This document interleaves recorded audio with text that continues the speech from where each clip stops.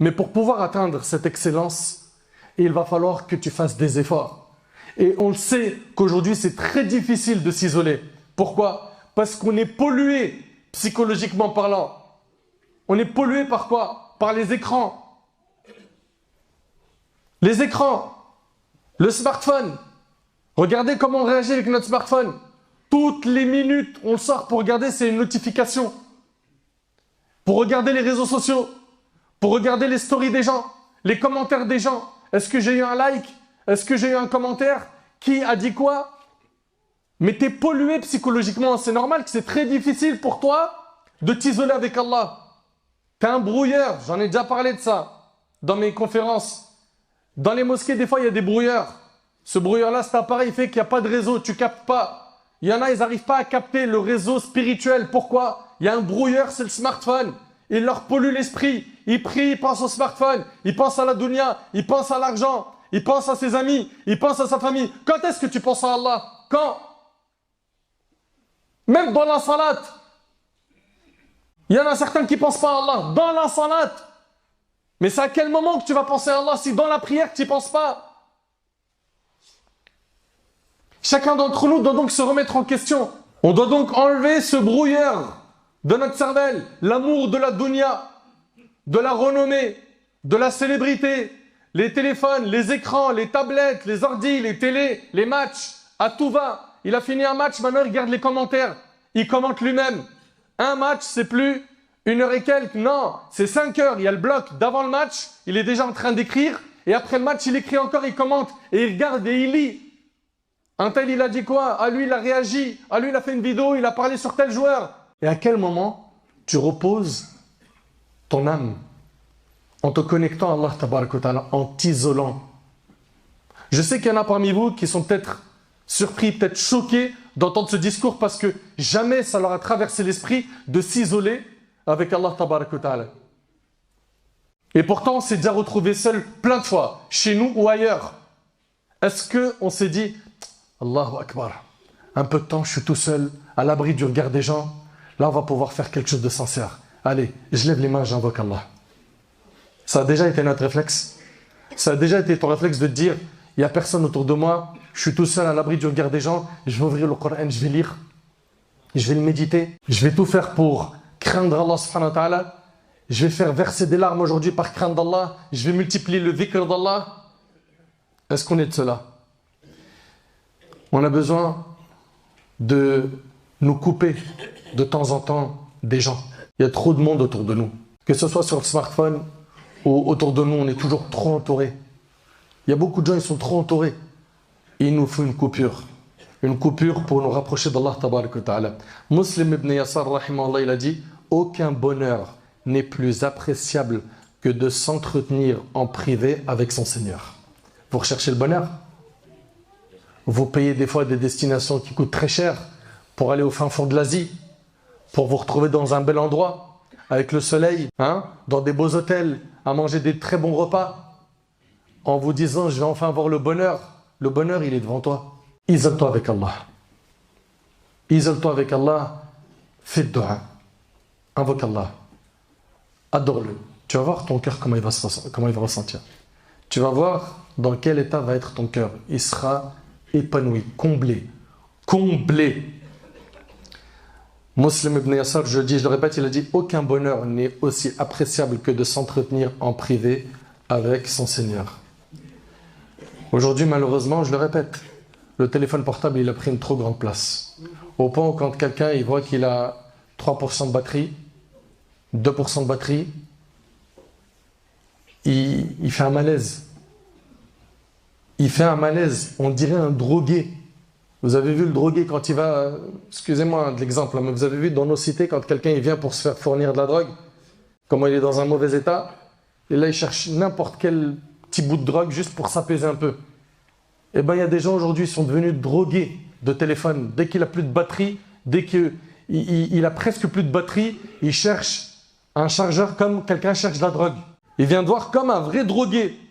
Et il te parle comme un drogué. Il me faut un câble, s'il te plaît. Il faut juste que je le branche vite, s'il te plaît. Juste sauve-moi la vie. Mais pourquoi? C'est pour des appels urgents, c'est pour le travail, c'est pour ta famille? Non, même pas pour tout ça. C'est pour le Snapchat, pour Facebook, pour TikTok, pour Instagram. Ces applications t'ont mis dans cet état. Tu es devenu l'esclave des applications. Mais franchement, on n'a pas honte. Quand vous regardez un peu le report d'heures sur vos smartphones, ça vous fait pas peur? Quand vous regardez combien de temps vous êtes resté par jour ou par semaine? Et en parallèle, compte combien de temps tu as lu le Coran pendant cette semaine-là. Tu as fait combien d'heures de smartphone? 10 heures par semaine? 15 heures? 20 heures par semaine? Très bien. Et le Coran? 5 minutes. Vous trouvez ça normal? Et après on dit, moi j'aime le Coran, j'aime le dîn. Mais nous, la preuve? T'aimes ton smartphone, t'aimes les likes, t'aimes la vie des gens plus que le Coran. C'est pas normal ça. Et ça doit changer. Tire le frein. Sois pas un esclave de tes passions. Contrôle-toi. Vous ne trouvez pas étonnant qu'aujourd'hui, ce corps qui contient une âme se voit être l'ennemi de l'âme qui est à l'intérieur? Le corps et l'âme, pour certains, sont devenus des ennemis. Il a un corps et il a une âme. L'âme à l'intérieur, elle est devenue ennemie du corps. Le corps est devenu ennemi de l'âme. Il ne s'aime plus. Le corps, pour le nourrir, vous savez très bien comment on le nourrit. Avec tout ce que vous mangez habituellement. L'âme, elle n'a qu'une seule nourriture. C'est celle de la révélation. Et subhanallah, le corps aujourd'hui, on est arrivé chez certains à combattre l'âme, à la détester. Elle veut manger. Sa nourriture spirituelle, le corps l'empêche. Dors, c'est mieux.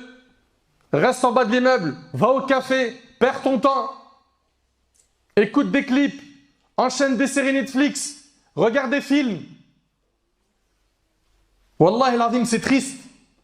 C'est triste de voir que le corps et l'âme sont devenus ennemis, alors qu'ils ne peuvent pas être ennemis chez le musulman, chez le clairvoyant, l'intelligent. Pourquoi? Parce que tu as besoin de nourrir les deux pour trouver l'équilibre dans ta vie, pour être en paix sur terre, assisté par Allah, et pour être en sécurité le jour du jugement. Si tu veux le soutien d'Allah sur terre et dans l'au-delà, tu te dois de donner le droit à chaque chose. À Allah, en nourrissant ton âme. À ton corps, tu vas le nourrir comme il le faut, tu vas l'entretenir par le sport, tu vas lui donner les heures de sommeil qu'il lui faut, etc. Tu dois donner le droit à chaque ayant droit. Le musulman, il est équilibré. Enfin, mes frères, mes sœurs, soyons de ceux-là, de ceux qui aiment s'isoler avec Allah. Chacun d'entre nous connaît ses défauts. Chacun d'entre nous connaît ses péchés. Chacun d'entre nous a énormément de choses à corriger. Les gens, ils connaissent de nous un visage. Et quand on est seul, malheureusement, c'est pas le même visage qu'Allah Tabaraka Ta'ala voit de nous. Il y a des gens, quand ils sont seuls, systématiquement, c'est la désobéissance. Et ça me rappelle le hadith de Thawban, radiallahu anhu, qui est dans Sunan, où le prophète alayhi salatu wassalam a dit: je connais des gens qui viendront le jour du jugement avec des récompenses telles que la montagne de Tuham Bayda. Des récompenses énormes. Allah les réduira, le prophète sallallahu alayhi wa sallam dit, Allah les réduira en poussière éparpillée. T'imagines des gens qui vont venir le jour du jugement avec des montagnes de récompenses, et le jour du jugement, ces montagnes-là seront réduites en poussière éparpillée. Thawban a dit au prophète sallallahu alayhi wa sallam: ô messager d'Allah, décris-les-nous, afin qu'on ne fasse pas partie d'eux. On veut savoir qui sont ces gens-là. Et le prophète sallallahu alayhi wa sallam de dire: ce sont vos frères. C'est des gens comme vous, qui font des actes de piété, qui vont prier comme vous. Écoutez bien à la fin du hadith, il va dire quoi, alayhi sallam, il dit: mais ce sont des gens qui, lorsqu'ils sont seuls, violent les interdits d'Allah. Quand ils sont seuls, ils font des interdits. Eux, le jour du jugement, ils auront des montagnes de récompenses qui seront réduites en poussière éparpillée. T'imagines une personne qui vient Yawm al-Qiyamah et qui ne trouve pas tous les efforts qu'il a fait, qui avait fait beaucoup de hasanat, tout s'envole, tout part. Pourquoi? Parce qu'il a fait des péchés quand il était seul. Apprenons donc à nous maîtriser quand on est seul. Ok? À ne pas être des doubles visages, à montrer à Allah le pire des visages et aux gens le meilleur des visages. Est-ce que vous oubliez que c'est Allah qui va vous juger et pas les gens? C'est pas les humains. Vous n'avez aucun compte à rendre aux humains. Aucun. Vous avez des comptes à rendre qu'à Allah tabaraka wa ta'ala. Mohammed ibn Wasi' rahimallah, il dit: j'ai connu des gens, l'homme parmi eux, il dormait sur le même coussin avec sa femme. Vous entendez? Et il avait tellement pleuré que ses joues étaient pleines de larmes, et sa femme qui était à côté n'en savaient absolument rien. C'était des gens qui pleuraient par crainte d'Allah, qui s'isolaient avec Allah sans que son épouse, qui dort à côté de lui, ne le sache. Et il dit qu'il a connu des personnes qui étaient sur le même rang que leurs frères. Ils avaient trempé leurs joues de larmes et celui qui était à côté de lui ne savait pas qu'il pleurait. C'était des gens qui ne cherchaient pas à afficher une bonne image aux yeux des gens et à s'acheter de la célébrité, de la notoriété, à avoir des éloges, qu'on leur jette des fleurs, qu'on lui dit Allah ibarak, mashallah, t'es devenu pieux, ah t'es devenu pieuse, ah maintenant tu portes le jilbab, ma soeur, magnifique. Et il y a des gens malheureusement qui vont faire ces actions pour que les gens disent de Allah ibarak, mashallah. Bien évidemment, je ne suis pas en train de blâmer le jilbab ou les vêtements amples ou la sunna extérieure. Mais quand tu le fais pour les gens, mais quel échec! Quel échec! Mes chers frères, mes chères sœurs, chacun d'entre nous doit donc faire le nécessaire. Pourquoi? Pour avoir des moments de solitude avec Allah tabarak wa ta'ala. Dans le hadith rapporté par Bukhari Muslim sur Abu Huraira, le prophète a dit, Allah Azza wa Jal a dit, je suis selon l'opinion que mon serviteur a de moi. Et je suis avec lui quand il me mentionne. S'il me mentionne en lui-même, si toi tu mentionnes Allah quand tu es seul, tu fais du dhikr, tu vas faire dua, etc. Je le mentionne en moi-même. Il va te combler de miséricorde, de pardon.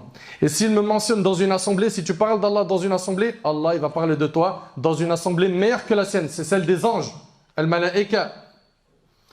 Et subhanallah, dans le hadith, il dit, s'il s'approche de moi d'un empan, je m'approche de lui d'une coudée. S'il se rapproche de moi d'une coudée, je me rapproche de lui d'une brasse. S'il vient à moi en marchant, je viens vers lui en me pressant. Si tu fais quelques pas vers Allah, tu vas être énormément récompensé. Subhanallah, peu d'efforts dans la religion, dans ta pratique religieuse, font que tu as beaucoup de hasanat. Imagine quelqu'un qui fait beaucoup d'efforts. Qu'est-ce qu'il récolte comme récompense? Soyons donc comme le prophète Moussa alayhi salam, qui a dit dans le Coran « Wa ajiltu ilayka rabbi li tarda » et je me suis hâté vers toi, Seigneur, afin que tu sois satisfait. Sois donc de ceux-là, de ceux qui vont se hâter. Pense au jour où tu seras dans ta tombe. Pense à la résurrection. Pense à la remise du livre. Pense au jour du jugement. Pense au pont du Sirat.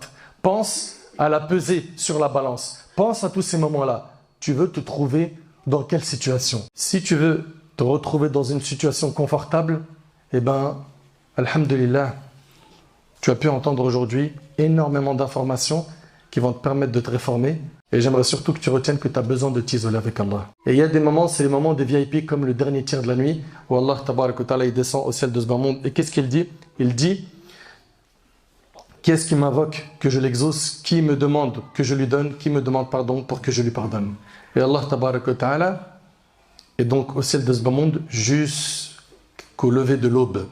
À nous donc de demander pardon à Allah tabarak wa ta'ala, à nous de revoir un petit peu notre compte de bonnes et mauvaises actions, à nous de faire un bilan avec nous. Si on veut le confort et en al-qiyamah, le jour du jugement, si on veut être dans une situation confortable devant notre Seigneur Azza wa Jal, il va falloir qu'on se donne les moyens d'avoir cette situation confortable. Et là, on a un moyen qui est efficace et qui est loin de l'ostentation, qui est loin de faire les choses pour les gens, c'est t'isoler avec Allah subhanahu wa ta'ala.